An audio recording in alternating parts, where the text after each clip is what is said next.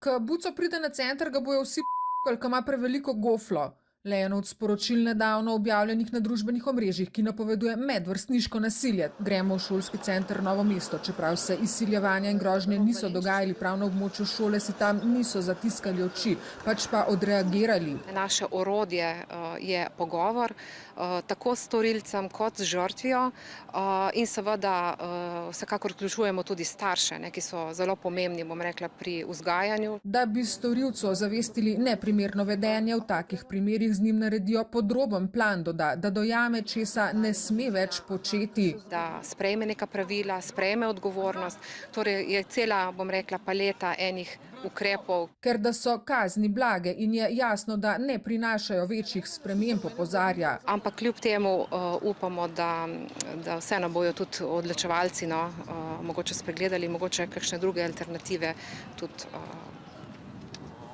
razširili. In ti odločevalci danes prav tako v Novem mestu na poziv župana v prvi vrsti zaradi izostajanj otrok iz šol, kar naslavlja predvsem romsko problematiko, a tudi zaradi zavedanja porasta nasilnih dejanj. Minister pri tej temi sicer zelo odločno, da ni vse v rokah šol in šolnikov. Jaz verjamem, da dejavnosti vzgoje in izobraževanja ne bomo razširili na ulico.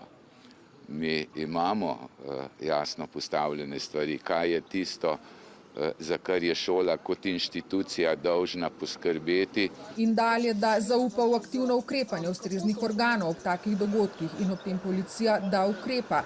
Kot prav zdaj obravnava dogajanje na eni od ljubljanskih šol, kjer je ravnateljica v nedeljo na mail dobila grožnje, zaradi katerih je po naših informacijah otrokom omejila gibanje na prostem. To, kar se dogaja, je lahko nevarno, je lahko neslana šala, ker nekdo se v polnoči nekaj spomni, ampak to je problem teh naših omrežij, pa ne samo pri nas. Policija je prav tako potrdila, da se ubada z učencem z ene koroških šol, v čigar torbi je sošolec opazil nož. Noža sicer v šoli ni razkazoval, prav tako z njim ni nikomur grozil, a policisti so ga zasegli. Primer vodijo kot prekršek z možnim prekrškovnim postopkom zoper starša in tudi minister pri tej temi žogico takole meče staršem. Minister verjetno neposrednega ukrepa na te stvari, na to nima. Vsekakor bi pa kot minister za vzgojo in izobraževanje apeliral na vse starše, da tudi v domačem okolju poskrbijo za pogovor z učenci in dijaki. Ob ostrem obsojanju ptujskega dogajanja pa še poudarja, da naj otroci pravočasno doma dobijo meje, da bodo vedeli, do kam lahko in kaj še lahko nekdo počne.